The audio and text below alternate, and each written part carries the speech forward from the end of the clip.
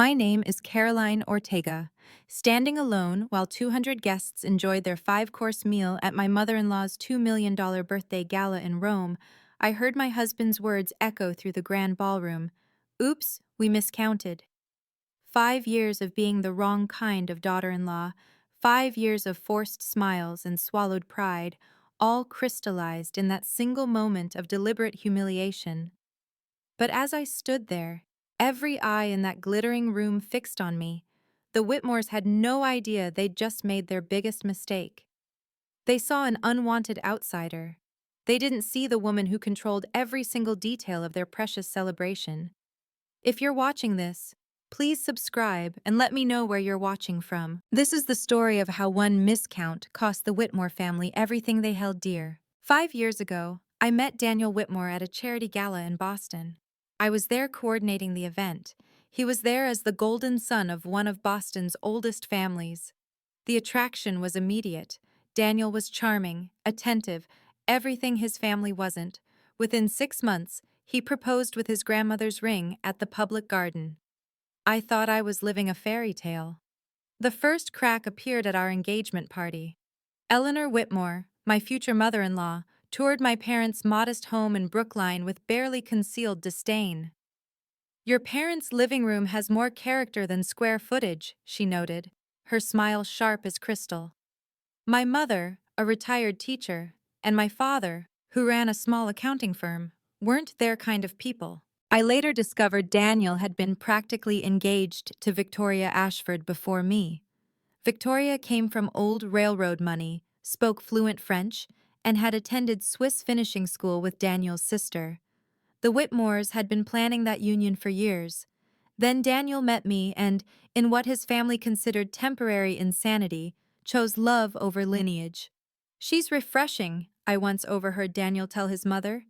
"Refreshing?" Eleanor had replied.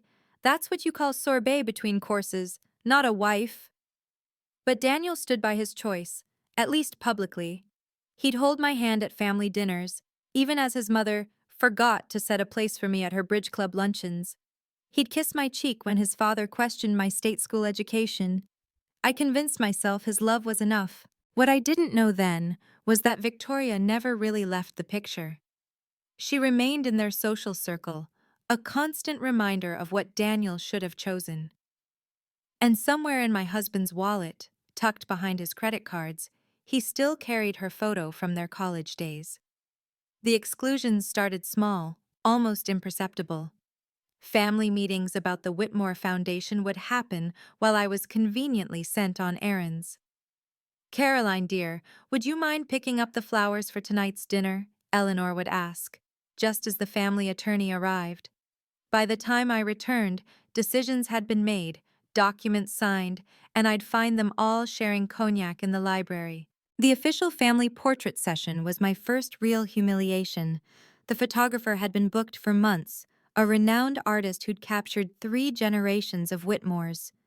I'd bought a new dress, had my hair professionally styled. Then, just as we were about to begin, Eleanor touched my arm. "Oh, Caroline dear, we're taking the official portrait now. Family only, you understand. Perhaps you could help the caterer with lunch." Christmas was another careful cruelty. While Daniel's siblings received heirloom jewelry and rare first editions, I got gift cards.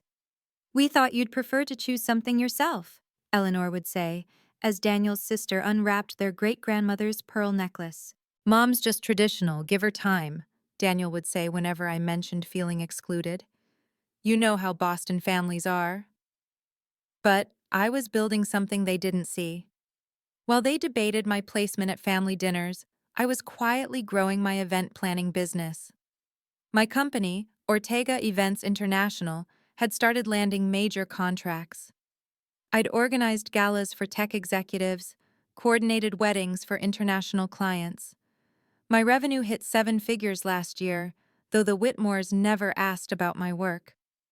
To them, I was just Daniel's unfortunate choice, a phase he'd eventually outgrow. The photo from that family portrait still hangs in Eleanor's foyer. 7 Whitmores in perfect formation. If you look carefully at the edge, you can see my shadow on the marble floor, waiting just outside the frame. The Whitmore Foundation's annual charity gala should have been my moment. I'd volunteered to help coordinate, spent weeks perfecting every detail. The night arrived, and I wore a gown that cost more than my parents' monthly mortgage. I wanted desperately to fit in. The seating chart told me everything. While Daniel sat at the head table with his family and Victoria Ashford, yes, she was naturally invited, I was placed at table 12 with the junior staff from Whitmore Corporation. When the pharmaceutical executive beside me asked, "So, are you Mr. Whitmore's new assistant?" I felt my cheeks burn. During Eleanor's speech, she thanked everyone who made the foundation possible. Her children, each named with their accomplishments. Victoria, for her continued dedication to our causes. The board members, the major donors. My name was never mentioned, despite the 40 hours I'd volunteered. "At least you got to attend," Daniel said later when I mentioned feeling hurt. "Some spouses aren't even invited." But that night something shifted in me. I went home and registered my business as a sole proprietorship, legally separate from any marital assets. I opened accounts Daniel would never know about. I started documenting everything, every slight, every exclusion, every careful cruelty. The universe seemed to be preparing me for something. My company was thriving while whispers suggested Whitmore Corporation was struggling. Daniel had been coming home later, his explanations increasingly creative. There were calls he'd take in his study, door locked, and Victoria's presence at family events had become oddly constant. "You're paranoid," Daniel said when I asked about Victoria.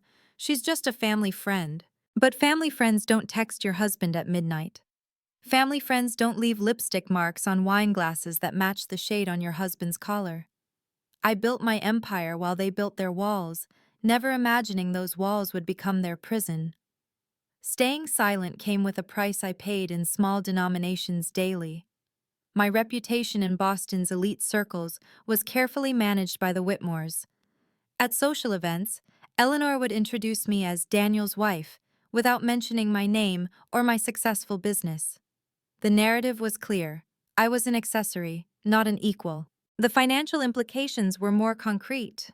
Several potential clients mysteriously withdrew after hearing concerns about my suitability for their events. One CEO told me candidly, "Eleanor Whitmore suggested we might want someone more established." That contract alone would have been worth $300,000. Then came Daniel's ultimatum. We'd been married 4 years when he sat me down in his study, divorce papers already drafted but not yet filed. "If you can't learn to fit in with my family, if you keep causing tension, maybe we should reconsider this marriage." The papers sat in his desk drawer, a constant threat. "No Whitmore heir yet?" Eleanor would ask at every family gathering, her tone suggesting this was my greatest failure. "What exactly do you contribute to this family?" The pressure to have children became another weapon. Daniel wanted to wait until I was more settled into the family. Translation, more compliant. But I noticed things they thought I was too unimportant to understand. Whitmore Corporation's stock had been sliding for 18 months.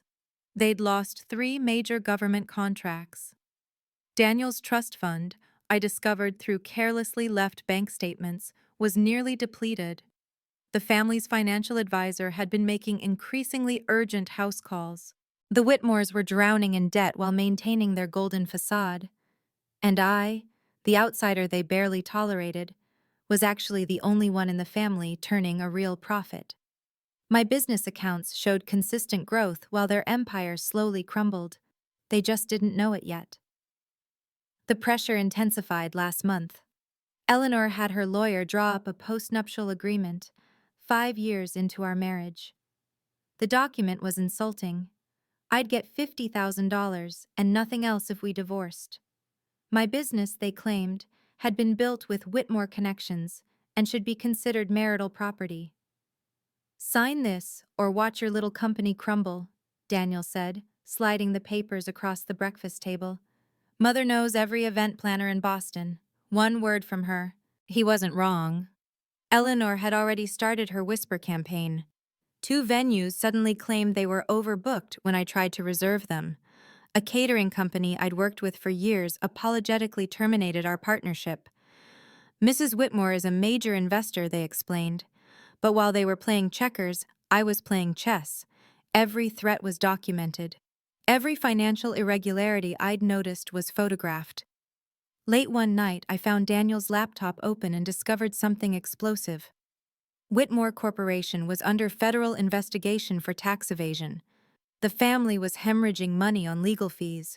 The Rome birthday celebration, Eleanor's 70th, was their Hail Mary. 200 of the world's most influential people would attend. If they could secure just 3 new investors from that crowd, they might survive. The entire family fortune depended on this week being perfect, which is why they came to me. "We need the best event planner," Daniel had said 3 months ago, not even acknowledging the irony. "This has to be flawless." I smiled and agreed, knowing they'd never read the contract carefully. Why would they?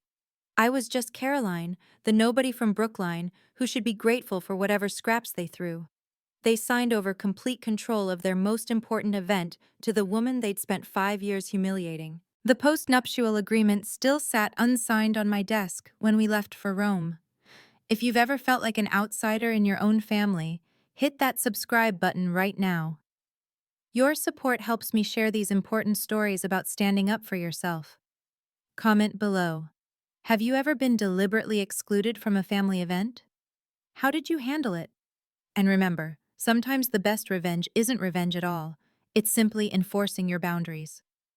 I see all your comments about similar experiences, and my heart goes out to each of you. You deserve to be valued. Let's continue with what happened when we arrived in Rome. Rome was supposed to be Eleanor's triumph. The entire Whitmore clan had descended on the 5-star Hotel Palazzo Margherita, like conquering heroes. 200 guests were flying in from Dubai, Tokyo, London, the kind of people whose names appeared in Forbes rather than gossip columns. I'd orchestrated every detail through my company over the past 3 months. The welcome reception at the Galleria Borghese, the private yacht tour of the Amalfi Coast, the finale at a restored Renaissance villa. $2 million in carefully planned perfection. What the Whitmores didn't realize was that every contract bore my company's name, not theirs. My room assignment should have been my first warning. While the family occupied the penthouse floor, I was placed in the annex building. "Oh, your room?" the concierge said, checking his list when I asked. "Mrs. Ortega, you're in the garden wing. It's quite lovely." Translation: as far from the family as possible, while still technically being at the same hotel, Daniel disappeared our first night in Rome. His phone went straight to voicemail. His sister Margaret claimed he was handling urgent business when I found her at the hotel bar. She was 3 martinis in and loose-lipped enough to smirk. "Business, right. That's what we're calling Victoria now." I spent that night alone in my garden view room, reviewing contracts on my laptop. Every vendor agreement, every venue booking, every single detail was under Ortega Events International. The Whitmores had signed the master agreement without reading it, trusting that their pathetic daughter-in-law wouldn't dare assert any real control. The irony was delicious. They'd banished me to the edges of their celebration, not knowing I held the center. Tomorrow would begin 3 days of scheduled events leading to Eleanor's birthday dinner. 3 days of careful humiliation they had planned for me. They had no idea they were dancing on a stage I could collapse with a single phone call. The second day brought a cascade of small cruelties delivered with surgical precision. At the welcome brunch, Eleanor looked me up and down. "That dress is almost the right shade of white, Caroline." Almost. Never quite right. During the yacht tour, Daniel's cousin James laughed when I tried to board with the family. "Oh, you're the wife? We thought you were event staff." Margaret pulled me aside at the museum reception. "You understand why Mother's particular, don't you? You're just not what we envisioned for Daniel." "Daniel needs someone who speaks our language," added Aunt Patricia, whose husband had embezzled half her trust fund. The whispers followed me everywhere. "That's her, the one from nowhere. I heard she trapped him." Poor Daniel stuck with that. But the real knife came when I saw them together. Daniel and Victoria, laughing by the fountain at the villa. She wore the diamond bracelet I'd seen him purchase last month, the one he said was for his mother. Her hand rested on his chest with casual intimacy. When she spotted me, she didn't even flinch. Instead, she smiled and waved, confident in her position. "Don't make a scene," Daniel warned when I approached. "Not here, not with everyone watching." Everyone was watching. That was the point. The guests had begun to notice the dynamics. The wife standing alone, the ex-girlfriend by the husband's side, the family's obvious preference. Some looked sympathetic, others amused. I was the entertainment, the cautionary tale of what happens when you marry above your station. That night, I found them in the hotel corridor. Victoria was adjusting Daniel's bow tie, their faces inches apart. "After Mother's birthday," he was saying. "I'll file the papers then." 5 years was too long to wait, Victoria replied. I stepped back into the shadows, my phone already recording. The stage was set. Tomorrow would be Eleanor's grand birthday dinner. Tomorrow, they would all learn who really held the power. I couldn't sleep after what I'd overheard, so I did what I always did when stressed. I worked. At 3 a.m., I was in the hotel's business center, reviewing final details for Eleanor's birthday dinner, when Daniel's phone buzzed. He'd left it behind when he'd slipped out earlier. The message preview showed on the screen.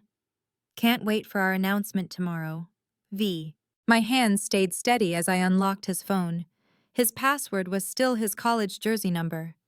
The messages between him and Victoria went back 2 years. 2 years of "I love yous" while he slept beside me. Photos from their secret trips when he was supposedly at business conferences. And worse, so much worse, their plans. "Once the divorce is final, we'll merge the Ashford and Whitmore assets," one message read. "Your mother's birthday will be the perfect setting to announce our engagement." Another. "Caroline's company could be useful. We'll claim it was built during the marriage." And from Victoria. 5 years of watching you with her was torture. But tomorrow, everything changes. The final insult was a message thread with Eleanor. My mother-in-law had been orchestrating this reconciliation for years. "The seating at tomorrow's dinner is arranged. Caroline won't have a place. When she makes a fuss, Daniel can file citing her unstable behavior. They planned to humiliate me so thoroughly that I'd seem hysterical, unhinged, make me the villain in their story. The unstable wife who couldn't handle her place in society. I screenshot everything, sent it to my lawyer, then placed Daniel's phone exactly where I'd found it. Walking back to my room, I passed the grand ballroom where tomorrow's dinner would be held. 200 place settings gleamed in the moonlight. 199 chairs. They thought they'd counted correctly. They thought tomorrow would be my destruction. They had no idea it would be theirs. The morning of Eleanor's birthday, I woke to an email that changed everything. Marcus Chen, CEO of Stellar Events International and my mentor, had sent a simple message. "Reviewed the contracts as requested. Remember, you have full control as primary contractor. The emergency cancellation clause is ironclad. Whatever happens today, you're protected." I'd been building this safety net for months without fully realizing I'd need it. When the Whitmores had insisted on using my company for this event, their hubris made them sloppy. They never read the fine print, never noticed that every vendor contract included a clause allowing immediate cancellation if the primary contractor, me, deemed it necessary. Marcus had taught me well. "Always maintain control of your events," he'd said when I first started. "You never know when you'll need to pull the plug." At breakfast, I sat alone as usual, while the Whitmores held court at their long table. Eleanor was glowing, accepting birthday wishes from arriving guests. Daniel hadn't even looked at me, too busy whispering with Victoria. They were practically glowing with anticipation. "Today's the day," I heard Margaret tell her mother. "Everything finally goes back to normal." Normal. Where Victoria belonged and I didn't. Where bloodlines mattered more than love, money more than loyalty. My phone buzzed with another email from Marcus. "BTW saw the Whitmore Corp investigation news. If they lose your event revenue and deposits, bankruptcy is inevitable. Your call, but know that I have 3 major clients ready to book those same venues and vendors immediately. I smiled into my coffee. The Whitmores had spent 5 years making sure I knew I held no power in their world. They were about to discover I'd built my own world, with rules they never bothered to learn. The birthday dinner started in 6 hours. 6 hours until their carefully orchestrated humiliation would become their complete destruction. 2 hours before the dinner, I made a call that would seal the Whitmore's fate. My lawyer, Jennifer Walsh, had been waiting. "I've reviewed everything," she said. "Every contract is under Ortega Events International, your sole proprietorship. The Whitmores signed as clients, not partners. The cancellation clause is clear. You can terminate everything with immediate effect for breach of professional conduct by the client." "And the deposits?" "Non-refundable. $800,000 they can't recover. Plus, they're liable for the full venue fees regardless of cancellation, another $400,000. "What about Daniel's claim to my business?" Jennifer laughed. "Your business was established before marriage and maintained as a separate entity. His name appears on nothing. That postnup he wanted you to sign? It actually would have protected you more than him." I stood on my balcony, watching the sunset paint Rome gold. Below, staff scurried with final preparations. Florists arranged centerpieces worth more than my parents' car. The string quartet was rehearsing Eleanor's favorite piece. The cake, a 7-tier masterpiece, had been delivered an hour ago. Every vendor had been paid in advance from the Whitmore account. Every contract specified that cancellation forfeited all payments. I'd structured it this way months ago, never imagining I'd actually use it. It was just good business practice, protecting my vendors from client fickleness. "One more thing," Jennifer added. "I had my paralegal research Whitmore Corporation. If this event fails and they lose those deposits, 3 creditors can call in their loans immediately. They'll be bankrupt within a week." "I'm not trying to destroy them," I said, though my conviction wavered. "No," Jennifer agreed. "You're just refusing to be destroyed by them. There's a difference." I ended the call and began dressing for dinner. The red gown I chose was perfection itself, a declaration of war disguised as evening wear. The grand ballroom of the Palazzo Margherita had been transformed into Eleanor's vision of heaven. Crystal chandeliers cast golden light over tables dressed in silk and silver. Orchids flown in from Thailand cascaded from the ceiling. The guest list read like a who's who of international society: ambassadors, CEOs, old money, and new power. I arrived precisely at 8, my red gown a deliberate choice against the sea of pastels Eleanor had requested. Heads turned as I walked through the room, searching for my place card among the elaborate settings. Table 1, the Whitmore family and Victoria. Table 2, the Ashfords. Table 3, European nobility.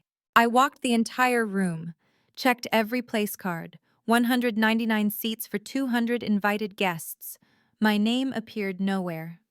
"Excuse me," I asked a server. "There seems to be a mistake. Where's my seat?" The young man looked panicked. I'll check with the coordinator." But I was the coordinator. This was my event, my staff, my careful orchestration, and someone had deliberately removed my place setting. The murmur started small, rippling outward as guests noticed me standing, searching. Some whispered behind their hands. Others watched with naked curiosity. The abandoned wife, lost at her own family's celebration. Daniel appeared at my elbow, his cologne mixing with the scent of Victoria's perfume on his jacket. "There seems to be some confusion," he said loudly enough for nearby guests to hear. "Perhaps you could check with the staff. I'm sure they can find you something in the back." The back, with the servers and kitchen staff. After 5 years of marriage, 3 months of planning this event, and a lifetime of trying to belong. Eleanor's voice rang out from the microphone at the head table. "Ladies and gentlemen, if everyone could find their seats, we're about to begin." Everyone except me. I stood in the center of the room, alone in a crowd of 200, exactly as they'd planned. Eleanor's eyes found mine across the ballroom, and her smile was a blade. Oh dear, did we forget someone? Her voice carried perfectly through the microphone, each word deliberate. The room fell silent. 200 faces turned to stare at me, standing alone in my red gown like a drop of blood on marble. Daniel appeared beside his mother, taking the microphone with practiced ease. His smile was casual, cruel. Oops, guess we miscounted. The chuckle that followed was worse than the words. I'm sure the staff can find you a chair somewhere. Victoria laughed from her seat. My seat, I realized, directly next to Daniel's. She wore white, bridal in its intention, her hand resting possessively on the chair Daniel should have pulled out for me. Perhaps, Eleanor continued, reclaiming the microphone, the help could find you something from storage? We wouldn't want you to miss the celebration. The help. After everything, I was the help. A few guests shifted uncomfortably. I caught the German ambassador's wife frowning, the Japanese CEO looking away, but most watched with the fascination of those witnessing a public execution. This is what happens, Eleanor continued, ostensibly addressing the room but looking directly at me. When we don't properly verify our guest list, some people assume they're invited when they're really just adjacent to the actual family. Adjacent, not part of. Never part of. Margaret started the slow clap, just 3 beats before others joined in, thinking it was part of some planned performance. The applause built as I stood frozen, my humiliation now receiving a standing ovation. Daniel returned to his seat, pulling out Victoria's chair with a flourish. She kissed his cheek as she sat, her lipstick leaving a mark for everyone to see. The message was clear. I was out, she was in, and everyone would witness the transition. I didn't cry. I didn't scream. I didn't give them the hysteria they'd scripted for me. Instead, I smiled. Not a weak smile, not a defeated smile, but the smile of someone who finally understands the game and realizes they've already won it. I understand perfectly, I said, my voice carrying across the silent ballroom without need for a microphone. Years of presenting to CEOs had taught me how to project authority. I pulled out my phone with deliberate calm, maintaining eye contact with Eleanor. The crowd watched, mesmerized by my composure. They expected tears, begging, a scene worthy of gossip. Instead, they got something far more unsettling: absolute control. Excuse me one moment, I said, still smiling. I need to make an important call. Daniel's smirk faltered slightly. Victoria's hand found his arm. Eleanor's eyes narrowed, the first hint of uncertainty crossing her face. I scrolled through my contacts slowly, letting the silence build. The room was so quiet I could hear the soft clink of ice in glasses, the rustle of silk as people leaned forward. "What are you doing?" Daniel hissed, starting to rise from his chair. "My job," I replied simply. Marcus Chen answered on the first ring. I put him on speaker, his voice filling the ballroom. "Caroline, is it time?" "Yes," I said, looking directly at Eleanor. "Execute the emergency cancellation protocol. Immediately." "Understood. Confirming cancellation of all Whitmore events under Ortega Events International's authority." The words landed like bombs in the silent room. Eleanor's face went white. Daniel's mouth opened but no sound came. Victoria's perfectly painted lips formed a small O of surprise. "You've made your position crystal clear," I said to Eleanor, my voice steady as steel. "Now let me clarify mine. This is where everything changes. If you're still watching, you understand what it feels like to be pushed too far. Before I reveal what happened next, please take a second to like this video. It really helps other people who need to hear this story find it. Have you ever had a moment where you realized you had more power than your bullies thought? Share it in the comments. I read every single one, and your stories of strength inspire me. Now let me show you what 5 years of preparation looks like. Marcus Chen's voice continued through the speaker, clear and professional. "As CEO of Stellar Events International, I confirm your sole authority as primary contractor for all Whitmore Corporation events. Shall I proceed with immediate termination?" "What is this?" Eleanor stood, her composure cracking. "You can't." I can, I interrupted, pulling up the contracts on my phone and casting them to the ballroom's main screen, a feature I'd insisted on installing for presentations. Every single element of this week-long celebration was contracted through Ortega Events International. My company, my contracts, my decision. The master agreement appeared on the screen, 30 feet tall. The Whitmore signature was unmistakable at the bottom. Iguan. This is ridiculous, Daniel sputtered. You're my wife, what's yours is mine.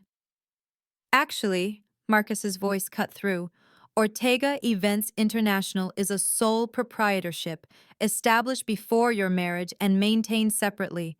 Mrs. Ortega has exclusive authority. Gasps rippled through the crowd. The German ambassador's wife was recording on her phone. The Japanese CEO had a small smile. The society reporters who'd been invited were typing furiously. Furthermore, Marcus continued, per Section 8, Subsection 3 of your signed agreement, the contractor maintains the right to terminate immediately for breach of professional conduct, including but not limited to harassment, discrimination, or deliberate humiliation of contractor or contractor's representatives. I am the contractor, I announced to the room, and I've just been publicly humiliated by my clients. Eleanor sank back into her chair. The reality was hitting her. Every dollar spent, every arrangement made, every moment of this week ran through my company. Marcus, I said, still calm, still controlled. Notify all vendors.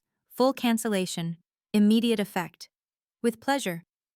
Estimated time for complete shutdown? I looked at my watch. Give them 30 minutes to say goodbye. The ballroom screen lit up with document after document as I scrolled through my phone. Each vendor contract appeared for seconds, long enough for the assembled guests to read the company name, Ortega Events International. The yacht tour tomorrow? I said conversationally. Cancelled. The private plane to the Amalfi Coast? Grounded. The finale at Via Corsini? The venue is already being cleared. You can't do this. Daniel was on his feet now, his face red. Mother's birthday. Your mother's birthday party was meant to secure 3 major investors to save Whitmore Corporation from bankruptcy, I said, loud enough for everyone to hear. Oh yes, I know about the federal investigation, the tax evasion charges, the loans you can't pay. The room erupted in whispers. Several investors were already moving toward the exits. Every single vendor, I continued, from the florist to the 5-star hotels, contracted with me. Not Whitmore Corporation, me. Which means, I pulled up another document. This $800,000 in deposits? Non-refundable to my company. The additional $400,000 in venue fees? Still owed regardless of cancellation. Eleanor stood again, shaking. You little... Careful, I warned. Defamation is also grounds for additional penalties under our contract. Victoria finally found her voice. This is insane. Daniel, do something. What would you like him to do? I asked her directly. Call his lawyer? The one who reviewed and approved these contracts? Or perhaps the family attorney who's currently defending Whitmore Corporation against federal charges? I turned to address the room. For 5 years, this family told me I was nothing. Nobody. Not good enough for their name, their table, their son. I looked at Daniel. You signed these contracts without reading them because you couldn't imagine I had any real power. You miscounted more than chairs. You miscounted me. Effective immediately, I announced, my voice ringing clear. All Whitmore family events are canceled. The hotel will be requesting checkout by 9 a.m. tomorrow. Your rooms are paid through tonight only. That's all the contract required. The screens around the room, I'd had them installed for the presentation of Eleanor's life story, now showed a countdown timer. 28 minutes until complete shutdown. The restaurant reservations at La Pergola, Imago, and Glass? Cancelled. The private tour of the Vatican? Cancelled. The string quartet, the DJ for tomorrow's yacht party, the fireworks display? All cancelled. Eleanor clutched her chest, swaying. 2 guests rushed to steady her, but she pushed them away, her eyes fixed on me with pure hatred. Ladies and gentlemen, I addressed the crowd, many now filming openly. I apologize for the disruption to your evening. However, as you've just witnessed, the Whitmores believe in counting carefully who belongs and who doesn't. They've made it clear I don't count, so neither does this celebration. The money, Daniel whispered, the blood draining from his face. We already paid. $1.2 million, I confirmed. All non-refundable per the terms you signed. Your mother wanted the best, demanded the best, and signed for the best. She just forgot that the best was mine to give or take away. The German ambassador's wife stood up. This is the most extraordinary thing I've ever witnessed, she said, starting a slow clap of her own. This time the applause was real, building as other guests joined in, not mocking but amazed. Eleanor collapsed into her chair as the reality hit. Without this week, without these investors, Whitmore Corporation was finished. The family fortune, built over generations, destroyed in a single moment of deliberate cruelty toward the wrong person. The timer showed 25 minutes. Already, I could see catering staff beginning to clear tables. The security team entered the ballroom. My security team, I should clarify, hired through Ortega Events International. Their presence was professional, non-threatening, but unmistakable in its message.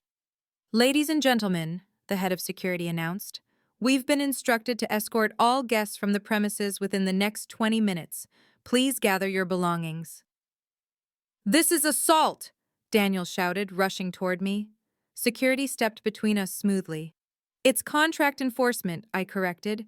Page 47, Section 12. Upon cancellation, all event spaces must be vacated within 30 minutes. The lights began dimming systematically, starting from the edges of the room. The music stopped. Servers appeared with boxes, packing the silverware and centerpieces with practiced efficiency. The 7-tier cake was being wheeled away, untouched. Please, Victoria grabbed my arm. My family is here. My parents, my business partners. This humiliation is exactly what you planned for me, I finished. Except I'm not making you stand alone while everyone watches. I'm simply ending a business arrangement. She released my arm as if burned. Around us, the chaos was controlled but absolute. Investors were on phones with lawyers. Society matrons were calling their drivers. The press was having a field day. Daniel tried one last time. Caroline, you're my wife. This is community property. Your prenup, I reminded him, which you insisted I sign, specifically excludes all business ventures established before marriage. Ortega Events International was incorporated 2 months before we met. You protected yourself from my nothing. Congratulations. Eleanor, supported by Margaret, passed by me on her way out. She stopped, her face a mask of fury and disbelief. You've destroyed us, she hissed. No, I replied calmly. I simply stopped letting you destroy me. There's a difference. With 10 minutes left on the clock, the Whitmores made their last desperate play. Eleanor, Daniel, and their lawyer cornered me near the exit. Name your price, Eleanor said, all pretense gone. What will it take to reverse this? There is no price, I replied. The contracts are clear. Cancellation is final. We'll sue, the lawyer threatened, though his voice lacked conviction. Please do. I pulled out my phone, showing them an email from Jennifer. My attorney has already reviewed everything. You signed away your rights to dispute cancellation in the force majeure clause. You wanted ironclad contracts to prevent vendors from backing out. You got them. Daniel grabbed the phone, reading frantically. This says we owe another $400,000 even with cancellation? Venue minimum fees, I confirmed. Due within 30 days. Check page 63 of what you signed. But the company, Eleanor's voice broke. Without these investors, we'll lose everything. You should have thought of that before you counted me out, I said simply. Victoria appeared with her parents, all three looking stricken. The Ashford merger, she said to Daniel. Tell her about the merger. Maybe if she knows. I already know, I cut her off. 2 years of messages between you. The planned announcement tonight. The divorce papers Daniel was going to file claiming I was unstable. I looked at the growing crowd of evacuating guests. Would you like me to share those screenshots with everyone here? The Ashfords backed away from Daniel as if he were radioactive. Victoria's father, a man who'd built his fortune on reputation, looked disgusted. We're leaving, he announced. Victoria, come. But Daddy. Now. He looked at me with something like respect. Well played, Mrs. Ortega. 5 minutes remained. The ballroom was nearly empty, the grandeur dismantled, the illusion shattered. I walked out of that ballroom with my head high, leaving the Whitmores in the wreckage of their own making. Behind me, the lights shut off section by section, like a theater closing after the final act. In the lobby, chaos reigned. 200 confused, angry, fascinated guests were trying to process what they'd witnessed. Some were rebooking flights on their phones. Others were calling lawyers. The press was interviewing anyone who would talk. Mrs. Ortega! A reporter rushed over. Can you comment on what just happened? I enforced a contract, I said simply. Nothing more, nothing less. My phone buzzed with messages. 3 were from major event planning clients impressed by my handling of the situation. 1 was from Marcus. 3 venues want to book immediately for the dates you just freed up. Shall I proceed? Yes, I texted back. I'd already packed my bags that afternoon, somehow knowing this was how it would end. The taxi to the airport was waiting, booked under my company card, not the Whitmore account. As I passed through the lobby, something unexpected happened. The German ambassador's wife stopped me. That was magnificent, she said quietly. My daughter is getting married next year. May I have your card? Then the Japanese CEO. I have need of someone with your attention to detail and backbone. By the time I reached the taxi, I had 7 new business cards and 12 serious inquiries. The Whitmores had tried to destroy my reputation. Instead, they'd made me legendary. My phone rang one last time. Daniel. I declined the call and blocked the number. Then Eleanor. Block. Margaret. Block. Victoria. Block. 5 years of trying to earn their acceptance. One night to realize I never needed it. The taxi pulled away as the hotel lights dimmed behind me. By the time my flight landed in Boston, #Whitmore disaster was trending worldwide. A guest's video of Eleanor asking, "Did we forget someone?" followed by my calm response had 3 million views and counting. The immediate fallout was brutal for the Whitmores.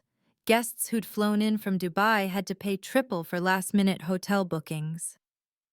The Japanese delegation missed their connecting flights because the planned transportation was canceled. One Saudi prince's assistant sent an invoice for $50,000 in inconvenience fees directly to Whitmore Corporation. But the social consequences were worse. Boston society, which thrives on appearances, doesn't forgive public humiliation. The charity boards Eleanor sat on began calling emergency meetings. The country club where the Whitmores had been members for 90 years was reviewing their status. Victoria's family distanced themselves immediately. Her father released a statement. The Ashford family has no association with the Whitmore Corporation and was unaware of the evening's planned events. The merger, their last hope, was dead. My lawyer Jennifer called while I was in the taxi home. Daniel's attorney reached out. They want to discuss settlement terms. For the divorce? No, for the contract breach. They can't pay the $400,000. They're requesting a payment plan. I almost laughed. They'd tried to force me to sign away my rights for $50,000. Now they were begging for payment terms on money they owed me. Standard terms, I told her. 30% interest on late payments. The best part came from an unexpected source. 3 of Eleanor's friends reached out to me directly. They'd been planning events and wanted to ensure they had proper contracts. Translation: they'd seen what happened when you crossed me and wanted to be on my good side. Within a week, Whitmore Corporation imploded exactly as predicted. 3 major creditors called in their loans after the Rome debacle made international news. The federal investigation intensified when investors reported suspicious financial statements. The board called an emergency meeting and voted Daniel out as future CEO. Eleanor's charity, The Whitmore Foundation lost 5 of its 8 major donors. "We cannot be associated with such public cruelty," one donor wrote in their withdrawal letter, copying me on the email. The foundation's annual gala, Boston's most exclusive event, was canceled indefinitely. The family was forced to liquidate assets quickly. The Beacon Hill mansion went on the market first, undervalued, desperate for cash. The beach house in Martha's Vineyard followed. Then the art collection, the vintage cars, even Eleanor's prized jewelry. Daniel's personal collapse was swift. The board discovered he'd been using company funds for his trips with Victoria, listing them as business expenses. Embezzlement charges were added to his growing legal troubles. His trust fund, already depleted, couldn't cover his lawyers. My business, meanwhile, exploded. The Rome video became a masterclass in contract management and professional boundaries. Event planners studied it. Business schools requested case studies. I received speaking invitations from 3 major conferences. Marcus Chen made good on his partnership offer. Ortega Events International became a subsidiary of Stellar Events, with me as president of the North American division. My first-year revenue projection, $12 million. "You know what the ironic part is?" Marcus said during our signing dinner. "The Whitmores could have been your greatest advocates. Instead, they became your best marketing campaign." He was right. Every client who hired me knew exactly what they were getting. Someone who couldn't be pushed around, couldn't be bullied, and absolutely couldn't be counted out. The divorce was uncontested and swift. Daniel couldn't afford to fight it, and any judge who saw those messages between him and Victoria would have ruled against him anyway. I asked for nothing except what was already mine: my company, my dignity, my future. "Don't you want alimony?" Jennifer asked. "You're entitled." "I don't want a penny from them," I said. "Let him keep his family name and all the debt that comes with it." My success attracted attention I hadn't expected. 53 event bookings came in the first month after Rome, but more interesting were the clients: other outsiders who'd married into prominent families, entrepreneurs who'd been dismissed by old money, immigrants who'd built empires while being told they didn't belong. "You gave us permission to stop trying to fit in," one client told me, a tech CEO who'd been excluded from San Francisco's elite circles. "You showed us that building our own table is better than begging for a seat at theirs." I moved to a penthouse in the Seaport District, a sleek, modern space that was everything the Whitmore mansion wasn't: bright, open, mine. No portraits of disapproving ancestors, no rooms I wasn't welcome in, no history that didn't include me. 3 months after Rome, I was having coffee in Back Bay when I saw them: Daniel and Victoria, sitting at a corner table. He looked older, defeated. She looked angry. They were arguing in harsh whispers about money, about promises, about how this wasn't what she'd waited 5 years for. They saw me. I could have walked past, pretended not to notice. Instead, I smiled, genuinely, without malice, and waved. The same wave Victoria had given me by the fountain in Rome. Then I walked on, leaving them to their misery. 6 months after Rome, I gave my first keynote speech at the International Event Planners Conference. The title, "Boundaries Are Not Walls: Professional Power in Personal Situations." "People ask if I regret what happened in Rome," I told the audience of 2,000. "I regret that it took 5 years. I regret every moment I dimmed my light to make others comfortable with their darkness, but I don't regret standing up." The lesson wasn't about revenge. It never was. It was about recognizing that seeking approval from people who've already decided you're unworthy is a game you can't win. The only winning move is to stop playing. "Boundaries aren't walls of anger," I explained. "They're bridges to self-respect. When someone shows you repeatedly that you don't matter to them, believe them, then act accordingly." My new policy was simple. I didn't work with clients who disrespected me or my staff. I didn't accept meetings where I was treated as less than. I didn't dim my success to make others comfortable. The Whitmores had taught me that no amount of accommodation would ever be enough for people determined to see you as beneath them. A year later, Daniel reached out through a mutual acquaintance. He was working as a mid-level manager at a small firm, living in a studio apartment. Victoria had left him when the money ran out. His family blamed him for their downfall. He wanted to meet, to explain. I declined politely. There was nothing to explain. He'd shown me who he was every time he let his family humiliate me. Every time he chose their approval over my dignity. Every time he whispered, "Just ignore it," instead of standing up. Success, I learned, isn't the best revenge. Success is just success. The best revenge is living a life where the people who hurt you become irrelevant. Today, 3 years after that night in Rome, Ortega Events International is valued at $40 million. We have offices in Boston, New York, Los Angeles, and yes, Rome. That hotel where Eleanor Whitmore tried to erase me? We now have the exclusive contract for all their international events. The Whitmores are a cautionary tale in Boston society now. Eleanor lives in a small apartment in Brookline, ironically, not far from where my parents raised me.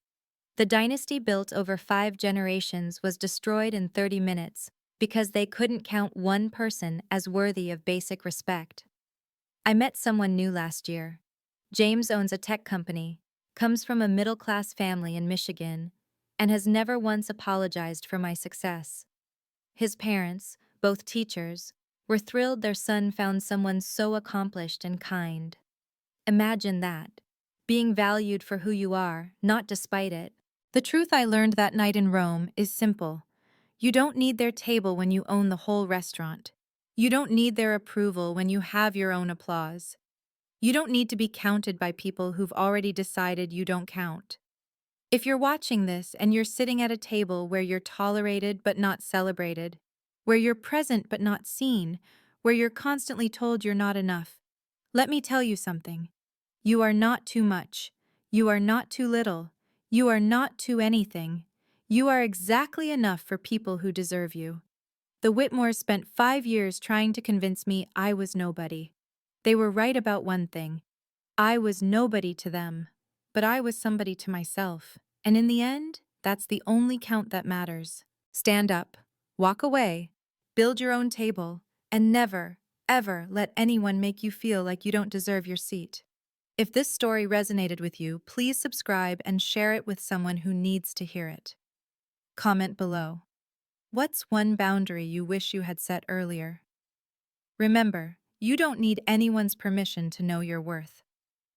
I post new stories every week about standing up with dignity and grace. Hit the notification bell so you don't miss the next one. Your comments mean everything. I read every single one, and your stories of strength inspire me daily. And always remember, the best revenge is a life well lived on your own terms. Until next time, this is Caroline reminding you, never beg for a seat at a table you can flip.